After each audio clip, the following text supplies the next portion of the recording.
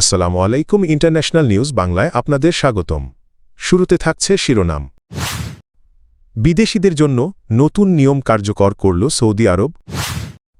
গাজাকে আধুনিক পর্যটন শহরে রূপান্তর করতে চান ট্রাম্প।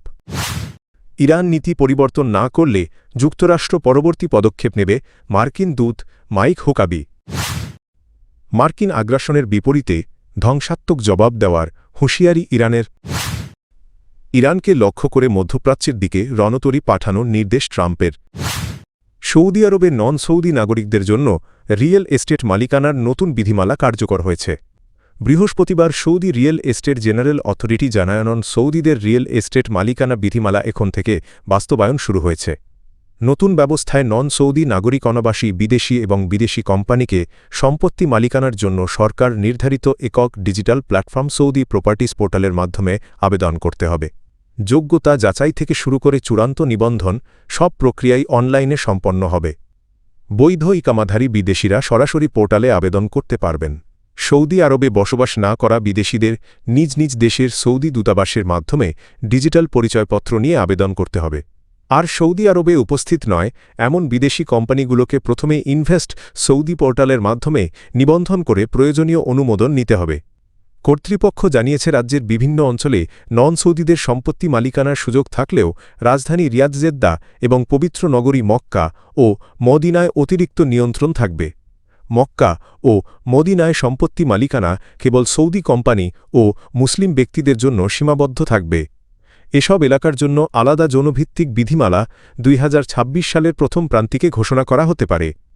রিয়েল এস্টেট জেনারেল অথরিটির মুখপাত্র তাইসির আল মুফারেজ বলেন, নন সৌদিদের জন্য অনুমোদিত এলাকা ও জোন শিগগিরই আলাদা নথির মাধ্যমে জানানো হবে। তিনি গুজব এড়িয়ে শুধুমাত্র সরকারি তথ্যের ওপর নির্ভর করার আহ্বান জানান। কর্তৃপক্ষের মতে এই উদ্যোগের লক্ষ্য হল আন্তর্জাতিক বিনিয়োগ ও উচ্চমানের বিদেশি ডেভেলপারদের আকৃষ্ট করে সৌদি আরবের রিয়েল এস্টেট খাতের মান ও স্বচ্ছতা বাড়ানো। সুইজারল্যান্ডের দাভোসে বিশ্ব অর্থনৈতিক ফোরামের সম্মেলনে মার্কিন প্রেসিডেন্ট ডোনাল্ড ট্রাম্পের প্রশাসন গাজা পুনর্গঠনের একটি উচ্চাভিলাষী পরিকল্পনা উপস্থাপন করেছে। 2 বছরের যুদ্ধে বিধ্বস্ত ফিলিস্তিনি ভূখণ্ডটিকে সম্পূর্ণ নতুনভাবে গড়ে তোলার এই পরিকল্পনায় ভূমধ্যসাগর উপকূল জুড়ে আকাশচুম্বী ভবন পর্যটন অঞ্চল এবং রাফাহ এলাকায় বিশাল আবাসন প্রকল্পের রূপরেখা তুলে ধরা হয়। এই পুনর্গঠন কার্যক্রম তদারকির দায়িত্ব পাবে ট্রাম্পের নবগঠিত বোর্ড অব পিসাজার উদ্দেশ্য ইসরায়েল ও হামাসের মধ্যকার যুদ্ধের স্থায়ী অবসান ঘটানো। দাভোসে বক্তব্যে ট্রাম্প বলেন, গাজার সমুদ্র উপকূল অত্যন্ত সম্ভাবনাময় এবং সঠিক পরিকল্পনার মাধ্যমে এটিকে একটি আকর্ষণীয় ও বাসযোগ্য অঞ্চলে রূপান্তর করা সম্ভব। প্রকল্পের বিস্তারিত তুলে ধরে ট্রাম্পের জামাতা জ্যারেড কুশনার জানান, যুদ্ধে গাজায় প্রায় 6 কোটি টন ধ্বংসস্তূপ জমেছে, যার অপসারণ কাজ শুরু হয়েছে। মাস্টার প্ল্যান অনুযায়ী উপকূলীয় অঞ্চলে 180টি সুউচ্চ ভবন নিয়ে একটি পর্যটন এলাকা গড়ে তোলা হবে। পাশাপাশি আবাসিক অঞ্চল, শিল্প এলাকা, ডেটা সেন্টার ও আধুনিক উৎপাদন কেন্দ্রের জন্য পৃথক জোন নির্ধারণ করা হয়েছে। পরিকল্পনায় মিশর সীমান্তের কাছে একটি নতুন সমুদ্র বন্দর ও বিমানবন্দর নির্মাণ এবং মিশর ইসরায়েল গাজার সংযোগস্থলে একটি ত্রিপক্ষীয় ক্রসিং স্থাপনের প্রস্তাব রয়েছে। 4 ধাপে এই উন্নয়ন কার্যক্রম বাস্তবায়ন করা হবে, যা রাফাহ থেকে শুরু হয়ে ধীরে ধীরে গাজা সিটির দিকে অগ্রসর হবে। ইরানের পারমাণবিক কর্মসূচি, সামরিক তৎপরতা ও মানবাধিকার পরিস্থিতি যুক্তরাষ্ট্রের নিবিড় পর্যবেক্ষণে রয়েছে বলে জানিয়েছেন মার্কিন প্রেসিডেন্ট ডোনাল্ড ট্রাম্পের ঘনিষ্ঠ মিত্র ও সাবেক গভর্নর মাইক হুকাবি। শুক্রবার 23শে জানুয়ারি সৌদি মালিকানাধীন সংবাদ মাধ্যম আল আরাবিয়াকে দেওয়া এক সাক্ষাৎকারে তিনি এই কথা বলেন। এর আগের দিন প্রেসিডেন্ট ট্রাম্প ঘোষণা দেন, ইরানের দিকে যুক্তরাষ্ট্রের একটি বিশাল নৌবহর অগ্রসর হচ্ছে। এতে যুদ্ধবিমান অরন্তরী সহ আধুনিক ও শক্তিশালী অস্ত্রসজ্জা রয়েছে। এই ঘোষণার পর মধ্যপ্রাচ্যে নতুন করে উত্তেজনা তৈরি হয়। ইরানের দিকে এই সামরিক বহর পাঠানোর কারণ জানতে চাইলে হুকাবি সরাসরি ব্যাখ্যা না দিয়ে বলেন, যখন জানার সময় হবে তখন ইরান নিজেই জানতে পারবে কেন এগুলো আনা হচ্ছে। বিশ্লেষকদের মতে এটি তেহরানের প্রতি একটি সুস্পষ্ট কৌশলগত বার্তা। হুকাবি স্মরণ করিয়ে দেন, গত বছরের জুনে যুক্তরাষ্ট্র ইরানের 4টি পারমাণবিক স্থাপনায় বিমান হামলা চালিয়েছিল। সেই হামলার আগেও ট্রাম্প একাধিকবার হুমকি দিয়েছিলেন এবং শেষ পর্যন্ত কথার বাস্তবায়ন ঘটান।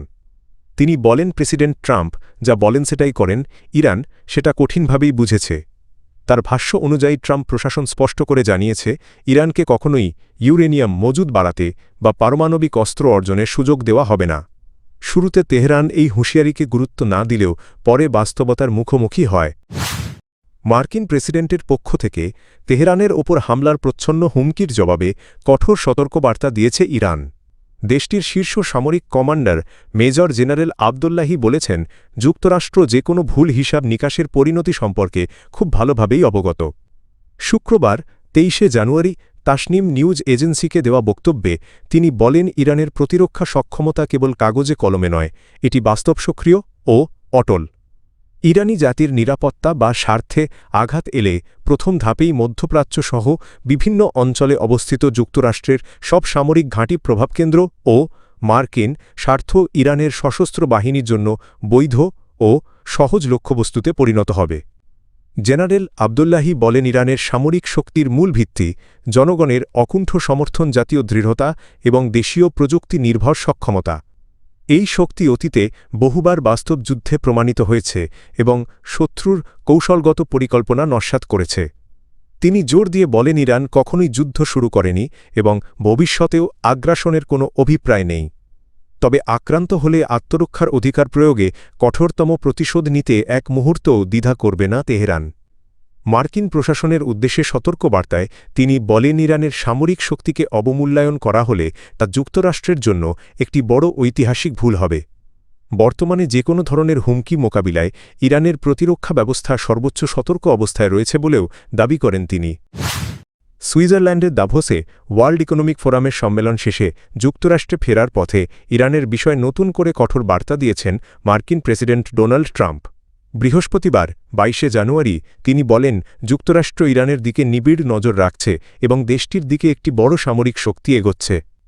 ট্রাম্প বলেন, আমরা কোনো সামরিক সংঘাত চাই না, তবে নিরাপত্তার খাতিরে এবং প্রয়োজনে ব্যবহারের জন্য এই বিশাল বাহিনী মোতায়েন করা হচ্ছে।